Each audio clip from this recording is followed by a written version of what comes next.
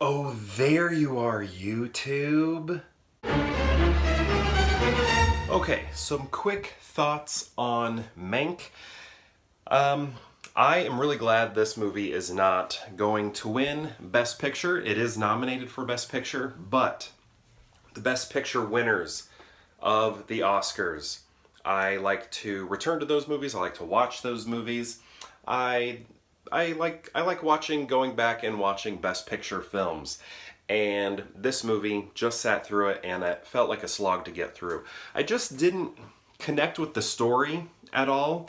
I chuckled a few times. I mean, it was interesting enough, but like to get me to continue watching it. But what the real standout was the cinematography. One thing that I'm still not sure if I like it or not, this decision, was David Fincher. He has, like, the movie is meant to look like not only that it, is a movie about the 30s, it looks like it was filmed in the 30s. Like we were seeing, you remember in Fight Club when they're talking about the cigarette burns, those are present like for the real changes, like those have been placed in the film. And I'm not sure, the film would skip, not skip, but yeah, like jump a little bit. I'm not sure how I feel about that. It's kind of like when Tarantino and Rodriguez did Grindhouse, and just made it kind of look all dirty and, the cigarette burns and the film would catch on fire and things like that. So it's like that, but not in an overpowering manner. It's just present, basically. I don't know. Sometimes I think I like it. Sometimes I don't. Since I'm watching it at home, not in a theater, it just made the movie kind of feel artificial. And I think maybe that's why I struggle with whether or not I like it or not. If I was watching this movie in a theater, I think I'd be like, oh, cool. Just like when I was a kid, when I used to see those little circles pop up in the corner. But I was watching it at home on Netflix because that's where it was. And it was just kind of like, just doesn't quite have the same feel. So, yeah, I think I don't like that aspect of the movie. Gary Oldman is good. I thought he was pretty funny in the movie. I don't know. I'm trying to think, like, should he be nominated for Best Actor? I can't really think of everybody out there who, in this moment, but I feel like it was, good enough. Amanda Seyfried, though, I don't know. She was in the film very minimally.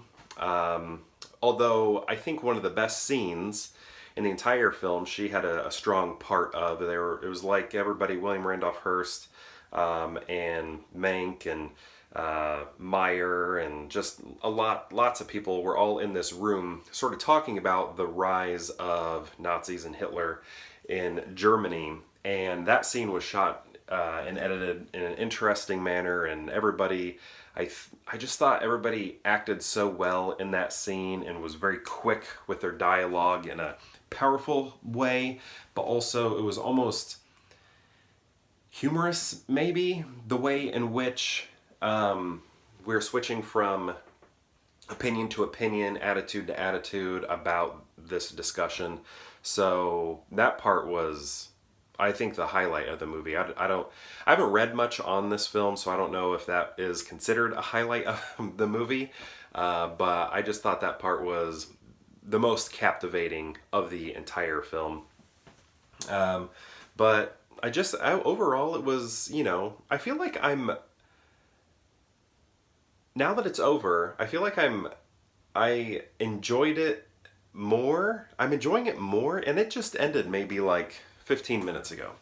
But I feel like I'm enjoying it more in this moment than I was while I was watching it. I don't know what that means. I guess, is it a slow burn? Maybe I have to sit with it a little bit longer, but in this moment, oddly, it's not seeming to bother me as much as I felt like it was as I was watching it. I just kind of felt like it was, I don't know, I was laughing. I don't know. The cinematography is great. A lot of cool shots, a lot of cool lighting. I don't know, just interrupted myself because I'm trying to figure out how I feel about this movie. Because as I was watching it, I was thinking, I don't think I like this. But right now I'm feeling like maybe it wasn't as bad as I thought it was as I was watching it. Very conflicting feelings about this film right now, and I don't know what to think. When it comes to David Fincher films, it's pretty low on the list. I don't like Benjamin Button, and as I was watching the movie, I was like, man, is this... which would I rather watch, this or Benjamin Button? Because don't really like either one of them. But I don't know. Right now, I'm feeling like maybe I like Mank. It just grew on me in like the 15 minutes when I finished watching the movie to come in here and talk about it, which is weird. This is strange. This is some interesting phenomenon happening right now where I was totally prepared to talk about how much I didn't like this movie, which I still think I do. It's just the slogginess of it. It's just like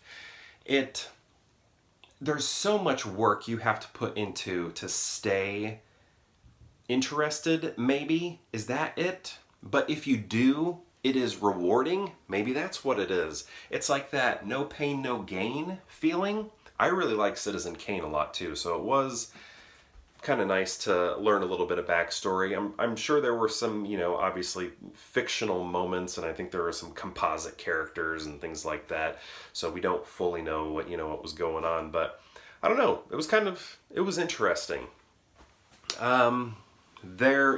Mank died when he was 55 years old, but Gary Oldman, I mean, he is an old man.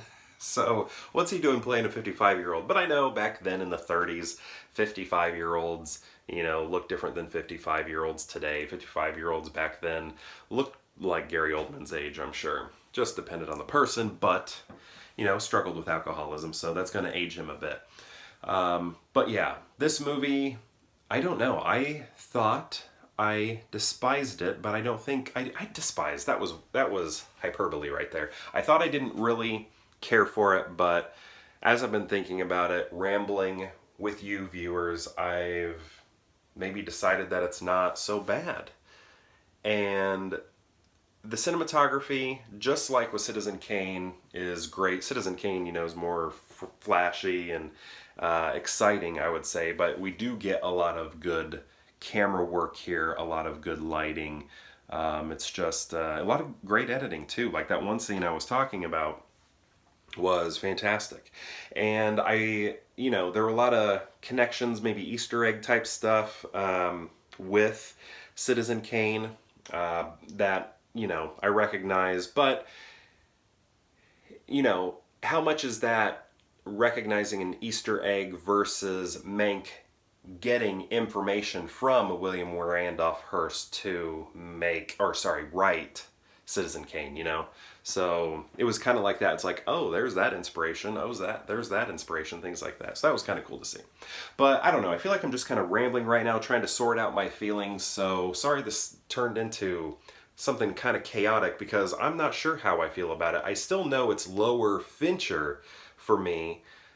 And I guess I'm still glad that it's not going to win Best Picture. That's kind of nice.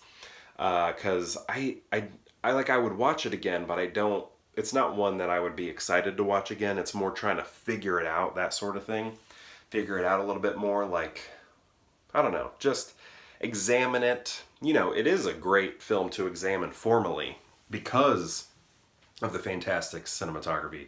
They will definitely be showing this in film classes alongside Citizen Kane, I would assume. But okay, I've talked enough. I think I'm going to go ahead and end this vlog. Thank you so much for watching, and perhaps I'll see you tomorrow for more Pure Hangout.